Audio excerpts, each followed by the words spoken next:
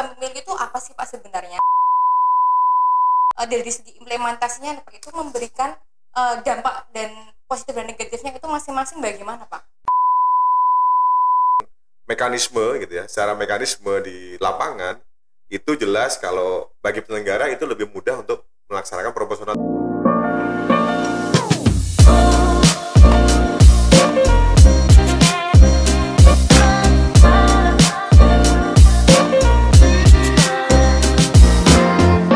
Assalamualaikum warahmatullahi wabarakatuh.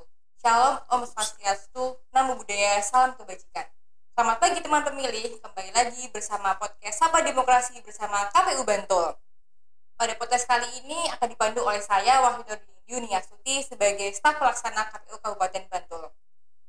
Nah, seperti kita tahu nih teman pemilih bahwasanya di podcast Sapa Demokrasi ini selalu menghadirkan narasumber yang berbeda nih di setiap episodenya. Nah, pada kali ini narasumber yang hadir adalah Bapak Mestri Widodo selaku Kadif Teknis Penyelenggara KPU Bantul. Selamat pagi Pak Mestri. Pagi, Mbak Inung ya panggilannya ya? Iya Pak. Boleh nih Pak disapa dulu teman pemilih semuanya. Ya, oke. Halo semua teman pemilih yang melihat kanal YouTube-nya KPU Bantul. Kita hari ini mau diskusi ya. Tadi ya disampaikan. Mudah-mudahan selalu sehat karena ini hari ini tentu Jumat berkah gitu ya, Jumat ceria ini. Ya. Oke. Di episode kali ini nih kita akan bahas mengenai topik yang tentunya sangat menarik nih terkait dengan kepemiluan, yaitu terkait dengan sistem pemilu. Pak Mestri boleh ini Pak sebagai pengantar dijelaskan dulu kepada teman pemilih semua sistem pemilu itu apa sih Pak sebenarnya? Ya. Jadi secara prinsip kalau kita berpikir sederhana, sistem pemilu itu adalah bagaimana mewujudkan suara-suara pemilih itu untuk dikonversikan menjadi satu pemenang, dua adalah kursi kan begitu. Nah, dan sepanjang pemilu di Indonesia sejak tahun 55 sampai 2024 itu berbeda-beda sistem pemilunya. Terutama untuk pemilu jenis pemilu legislatif kan begitu. Jadi variannya beda-beda. Hanya ada dua varian yang kemudian dilakukan ya. 55 sampai dengan 99 itu sistem pemilu dengan proporsional tertutup.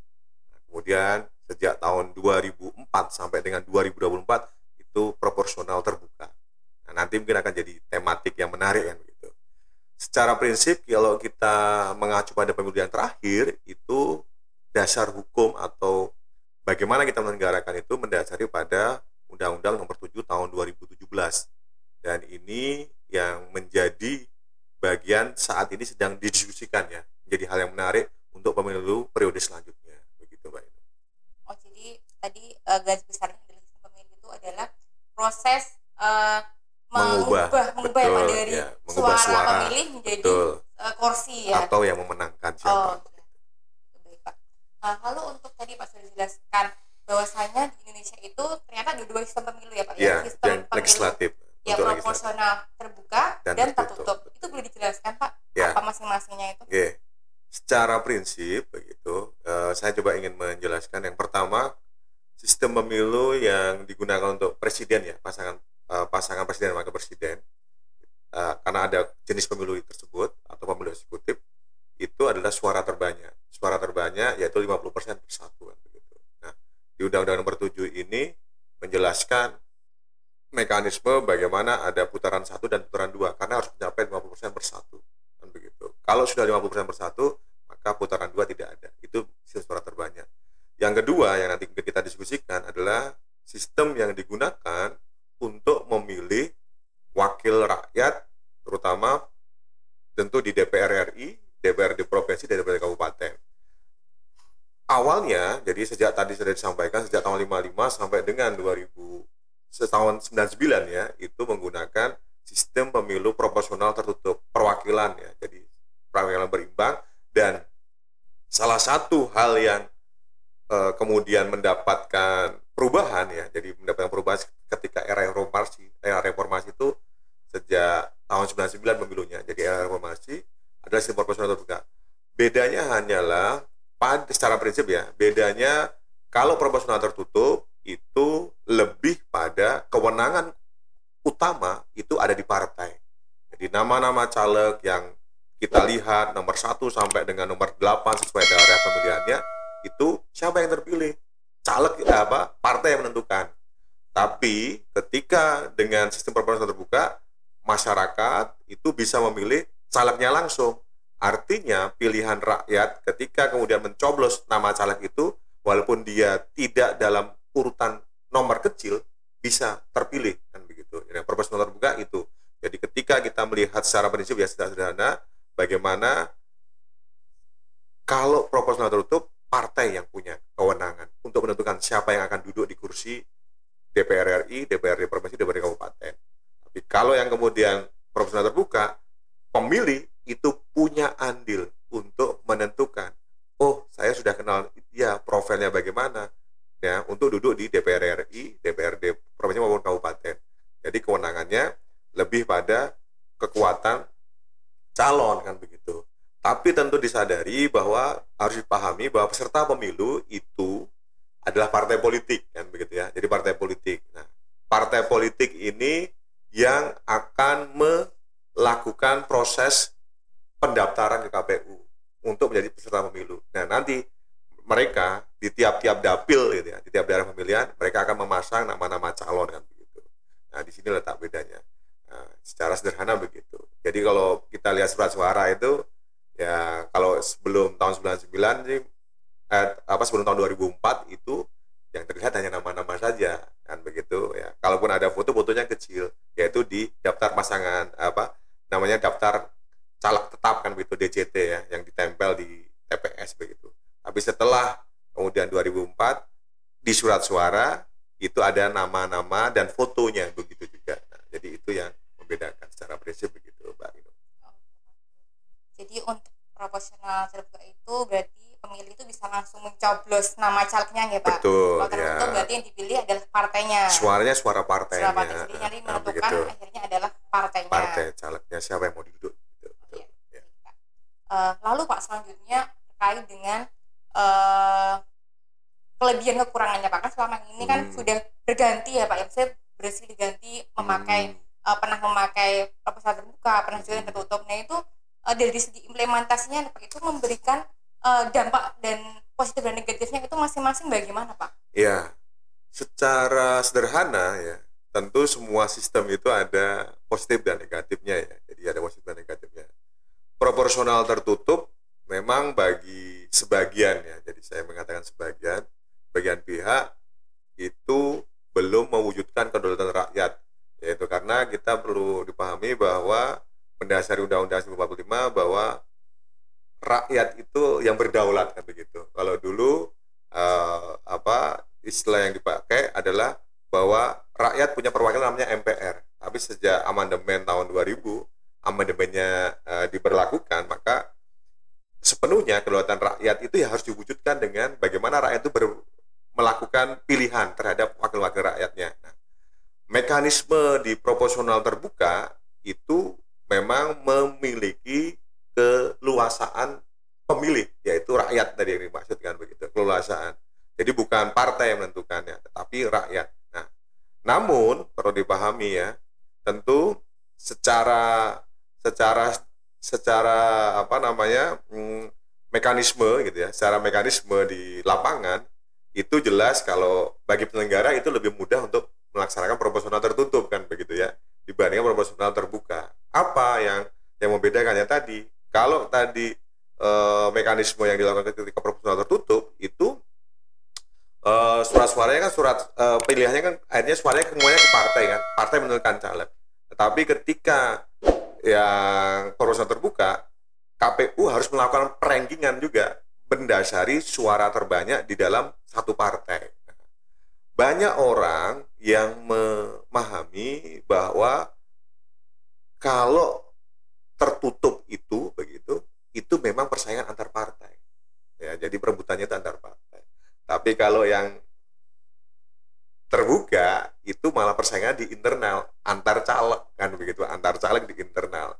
Nah, ini tentu banyak yang kemudian melakukan ya, salah satu yang dilakukan oleh mantan caleg begitu, melakukan namanya JR, kan begitu ya, JR di dengan putusan PMK 114 itu ternyata ditolak kan begitu. Jadi proporsional di tahun 2013 ya, di tahun 2000 kok 2013 sampai 2023 putusan itu diterbitkan. Nah, ditolak. Penolakan itu begitu, akhirnya ketika pemilu 2024 tetap menggunakan proporsional terbuka yang ada di pasal 168 ayat 2 Undang-Undang Nomor 7 tahun 2017. Jadi tetap menggunakan sistem proporsional terbuka.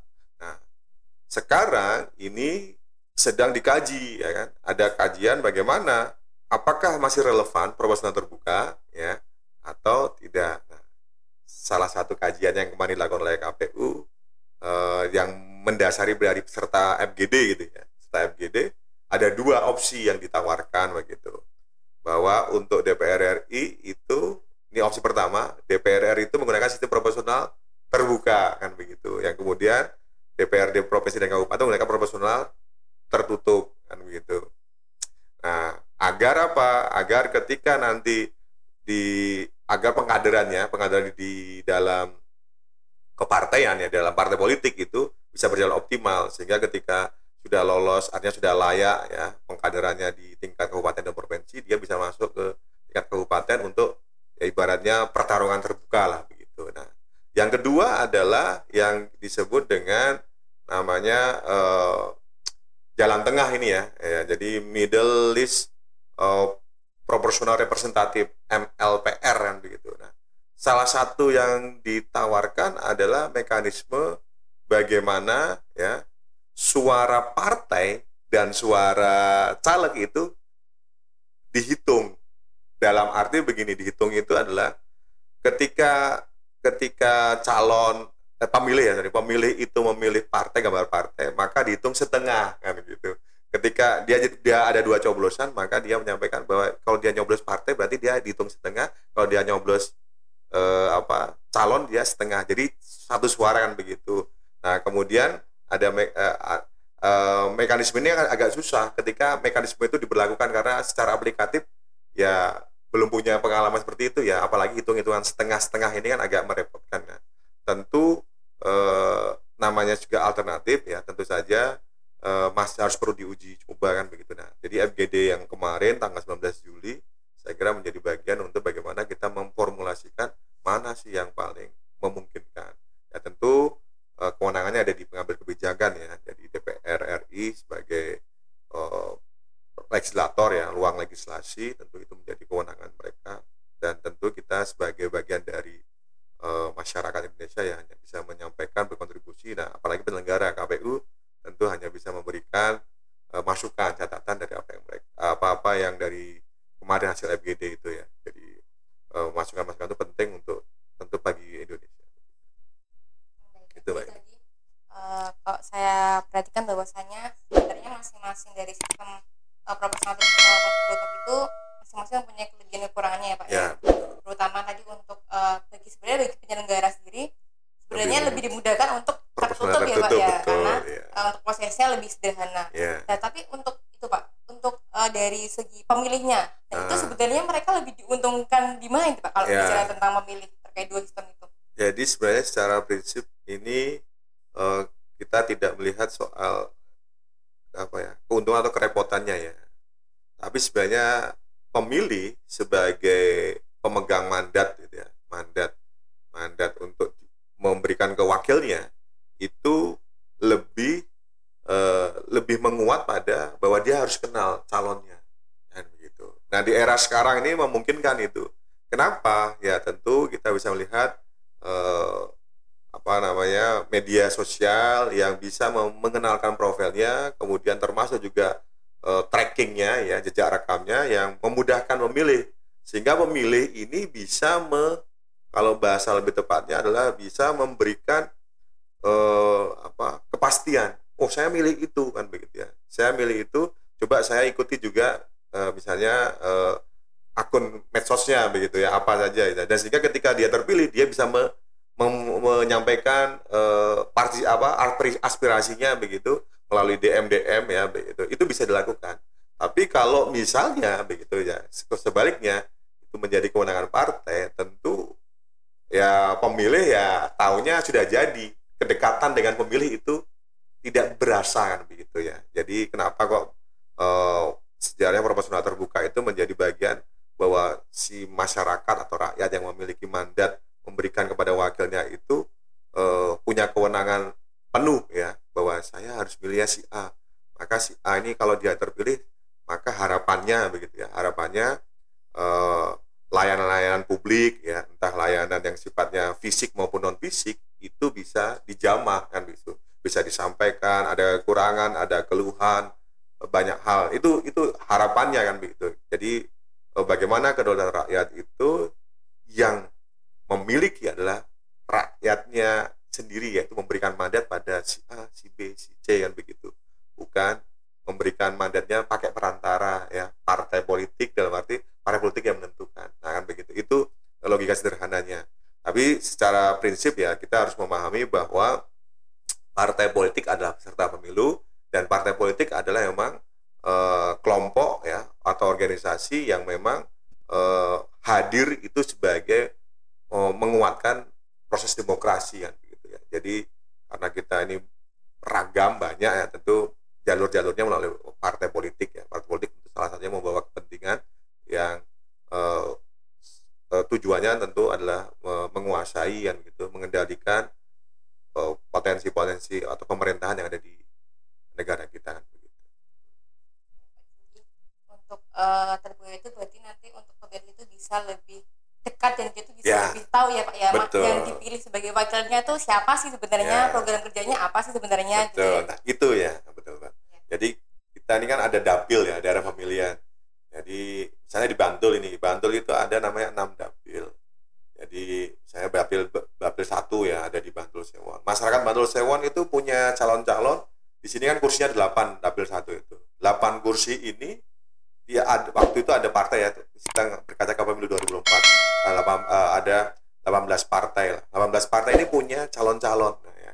Calon-calon itu masing-masing calon tentu akan mempromosikan, memprofiling dirinya dengan baik kan begitu. Nah, kita masyarakat ya tentu pemilih ya itu bisa menelusuri siapa dia rekam jejaknya. Dan itu ketika nanti pasca pemungutan mereka akan tahu hasilnya berapa. 8 kursi itu diisi siapa-siapa saja begitu ya, diisi siapa-siapa saja, tentu menjadi bagian yang mereka pilih dengan jelas. Oh, itu calon saya. Nah, ada harapan bagaimana setiap pemilih itu tahu siapa wakil rakyatnya di dapil tersebut.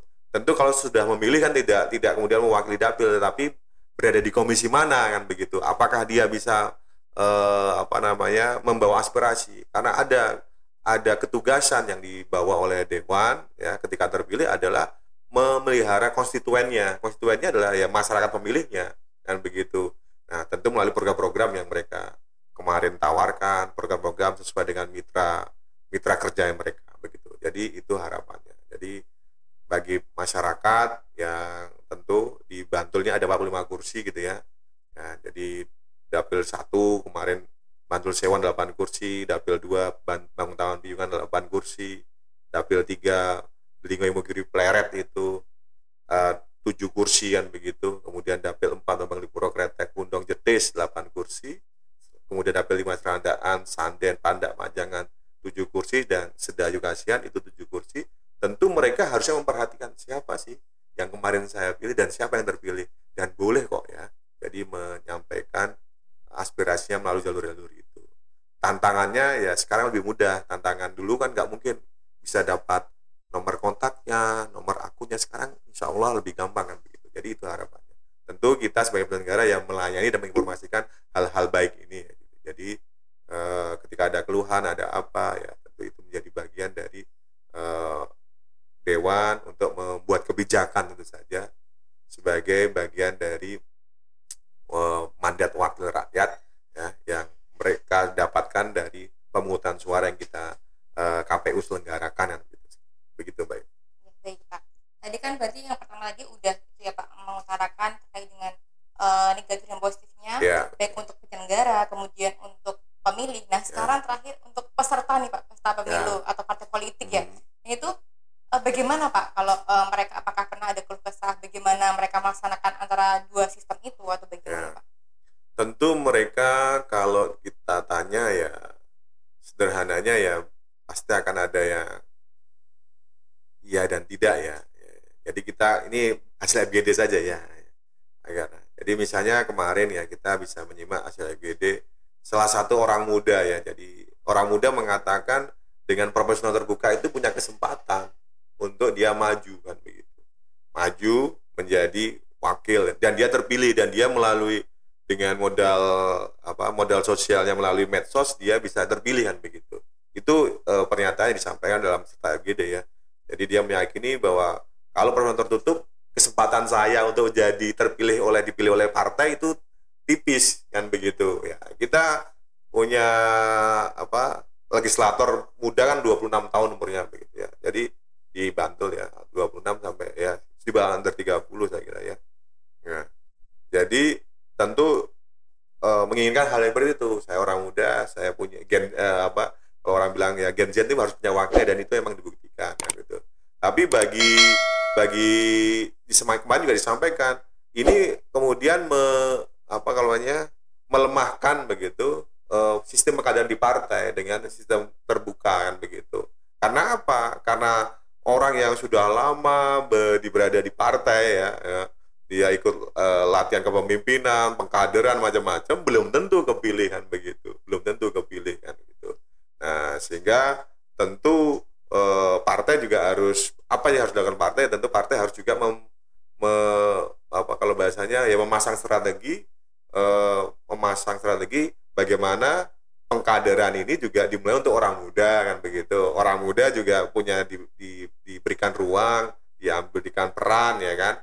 Kemudian mungkin kalau ada ibaratnya tingkatan-tingkatan bagaimana bisa disebut seorang kader itu adalah harus melalui latihan kepemimpinan atau latihan dasar yang memang dipersyaratkan sebelum maju sebelum dicalonkan, tentu itu menjadi bagian yang baik ya. Jadi secara prinsip proporsional terbuka maupun tertutup saya kira partai mestinya sudah punya mekanisme bagaimana untuk mengoptimalkan potensi kader yang ada, potensi kader muda yang ada, sehingga ke depan di 2029 apapun sistem yang mau digunakan ya, entah proporsional terbuka atau tertutup ya, sepanjang Undang-Undang Nomor 7 Tahun 2017 tidak belum diamandemen, maka Pasal 168 ayat 2 itu tetap menegaskan proporsional terbuka itu masih dipergunakan begitu.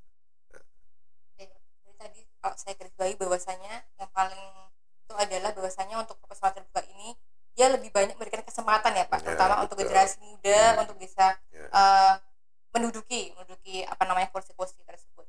Nah, baik nih teman pemilih, sepertinya sudah cukup jelas ya teman pemilih untuk penjelasan Pak Mestri terkait dengan sistem pemilu, mulai dari bagaimana sistem pemilu, bagaimana sistem pemilu di Indonesia, kemudian bagaimana dampak atau sisi negatif dan positifnya dari sistem pemilu di Indonesia.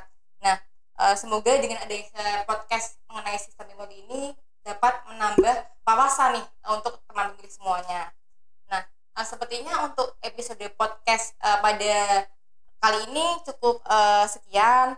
Saya Lajuna Dunia Suti sebagai mandu dan juga Bapak Mestri mohon undur diri. Semoga teman-teman selalu sehat dan jangan lupa untuk selalu menyaksikan podcast Sapa Demokrasi di episode selanjutnya karena tentu pasti akan selalu menarik. Demikian, wassalamualaikum warahmatullahi wabarakatuh. Shalom, Om Swastiastu, Namo Buddhaya, salam kebajikan.